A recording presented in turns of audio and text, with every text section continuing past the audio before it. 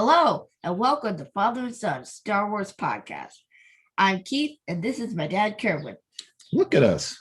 We're kind of legit here, aren't we? We got the Yep. Lucasfilm t-shirts. This is very nice. And we also got the caps. And oh, by the way, we're being watched. Now, I'm not talking about a probe droid, but I'm actually talking about Lucasfilm. Lucasfilm, the owner of all things Star Wars, reached out to us.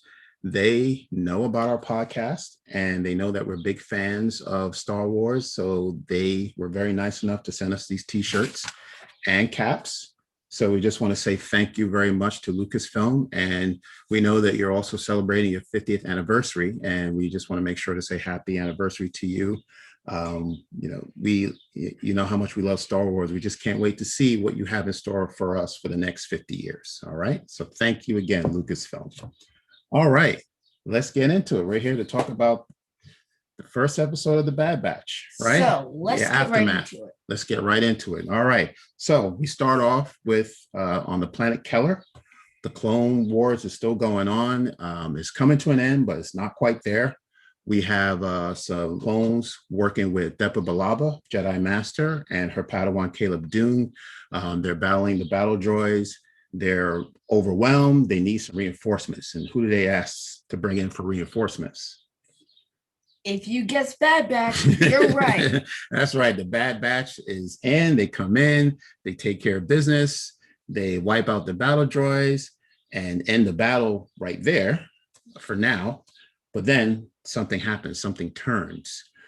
One of the droids, one of the clones actually, gets this hologram of Emperor Palpatine, and then Palpatine says, execute Order 66. What does that mean? Well, apparently Order 66 is the destruction of the Jedi. The clones turn against Depa, and they start targeting her out of the blue. And she's trying to defend herself, but she gives her Padawan Caleb enough time to run, and he runs off. Unfortunately, she didn't make it, but Caleb is running and trying to escape. The Bad Batch are chasing him through the forest. Yeah, well, Crosshair and Hunter are trying. Yeah, and the Bad Batch has no idea what's happening. Yeah, they're like, What is Order 66? What's wrong with Crosshair? What's wrong with these clones? What is going on? Now, that's interesting because why wouldn't they know? Well, they have the same chip as all the other clones, but because they're considered defective, their chip is not working as it should. And even though Echo used to be a regular clone, Tech says later in the episode that his cyborg modifications made him immune to the programming of Order 66. Right. So that explains why he's not affected by Order 66 as well. So they're going around and they're seeing the clones attacking Jedi. They have no idea what's going on. So what Hunter was actually trying to do was trying to save Caleb. But Crosshair was actually after that little Padawan. Yeah, he had a different agenda because the Order 66 programming actually worked for him, just not all the way. Exactly. And there was a line that he kept repeating that you recall hearing the same line in a previous Clone Wars episode. Right. It was in season 6 of the Clone Wars. There was a clone named Tub, or CT5385. He kept repeating that same line, good soldiers follow orders. Good soldiers. And he also targeted a Jedi before Order 66 happened. Now, that's interesting. So the same line, good soldiers follow orders, was said by Crosshair. Crosshair kept repeating that same line. So we can tell that maybe that chip was actually working, maybe not quite as well as it should, but it's working for him. And he starts targeting Caleb. But happily, Caleb did escape. And we'll know about Caleb's journey some other time because he shows up again in Star Wars Rebels, but we'll leave that for another time. So now we move to Kamino. The Bad Batch returns to Kamino, and they are a part of this hologram presentation that the Emperor Palpatine gives. He's saying that the war is over. They gave the Republic the boot. And now the Galactic Empire is taking its place. Right. So now there's no longer the Galactic Republic. It's now the Galactic Empire. And you could see these clones are cheering in the background, and the Bad Batch are looking around like, well, what is going on? They still have no idea what Order 66 is. Right. And apparently they still seem to think that they're working for the Republic. Mm-hmm. Like they don't know what's happening. Yeah, I don't think they haven't had a time to even think about what's going on because everything's happening so quickly. Now on Kamino, they run into this little girl named Omega, and Omega apparently is also a defective clone, which is mentioned later. Right, she is taken by the Bad Batch. She knows them by name. She's very excited to meet them. So I think she's a fan of the Bad Batch team. But she works as a medical assistant. She's not a soldier. She's working as a medical assistant. But once she meets them, it's like, wow, she's meeting her idols. All right. So if we move on to that, we meet now Grand Moff Tarkin, which we know is very instrumental with the Empire. Right. He comes to visit Kamino, and he speaks with the Prime Minister of the Kaminoans, and he mentions that he is not happy with the clone army, that he wants them discontinue. He doesn't want to create any more clones. Right. He's interested in creating an organic army force instead of using the clone. But Nala Se and Taun We, the Prime Minister and head of medical security, I think, of Kamino, decided to tell him not to, and they convince him not to, at least for a little bit. Right. So Nala Se convinces him, well, these clones are very loyal. They're very valuable to you, and that they can help bring justice and peace to the galaxy for the Empire. All right. So Tarkin says, okay, well, let's see what they can do. He actually takes more of an interest in learning who the Bad Batch are, and he realizes there are 5 of the Bad Batch, and he wants to see what they can do.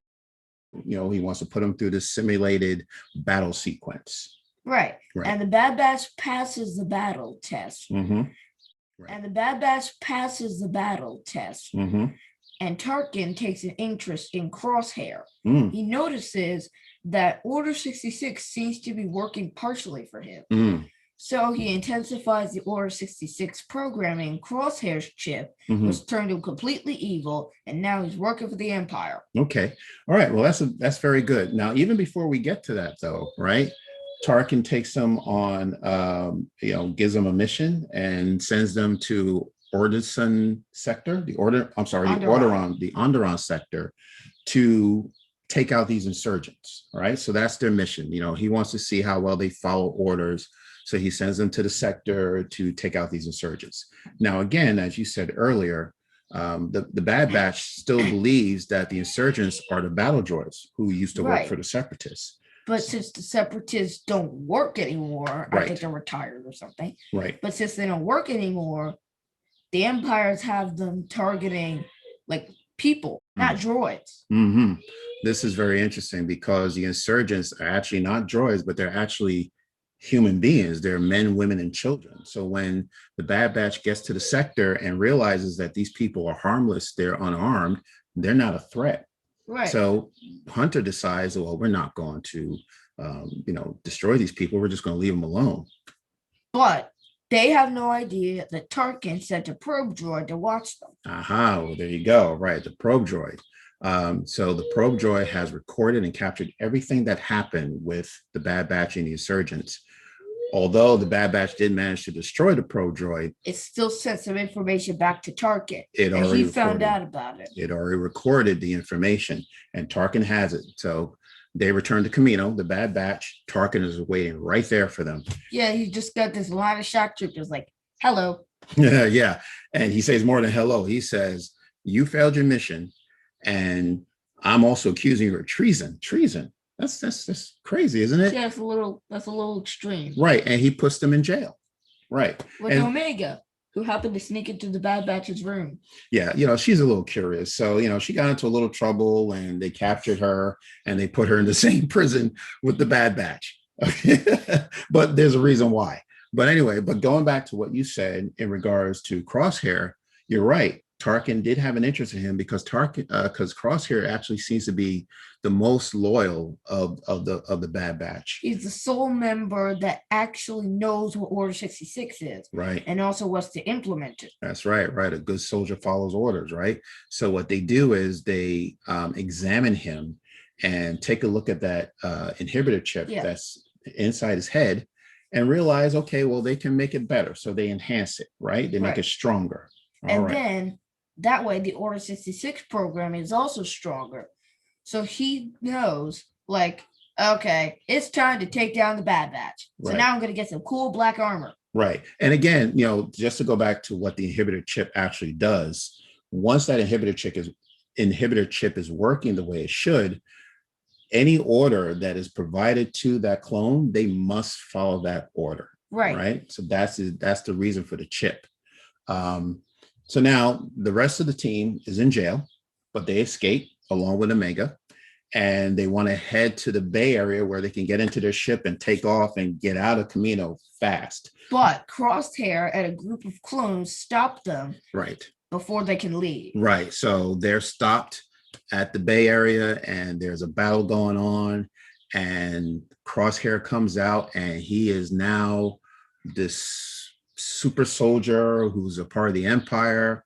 It's as if he didn't even know who the Bad Batch was. He used to be he used to be one of them, but now he's actually fighting against them. And the scene that I like, where it was when Hunter and Crosshair actually staring each other down like two cowboys in a Western, right? You don't know who's gonna fire first, but then a whole battle ensues. That breaks out, and they're trying to escape.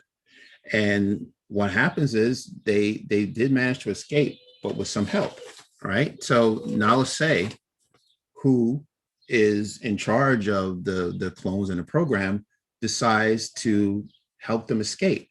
So what happened was, so Crosshair ordered the clones to close the bay doors, right? So that this ship would not leave.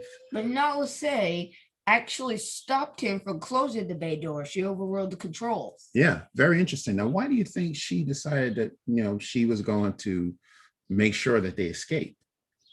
Well, my best guess is that it was probably to save Omega. Okay. Because she probably figured out that because Tarkin is probably going to end the clone program at some point, she doesn't want Omega to get caught up in that, because he'll probably want all the clones to be destroyed. That's good. So that might be why she let them leave.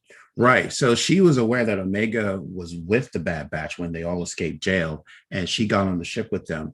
And I think what she was doing is what you said is exactly right. She's trying to save Omega's life, that little girl's life, because she doesn't know what's going to happen next to the clone, the production of the clones and the current clones, because Tarkin at any moment could say, you know what, I'm done with these clones.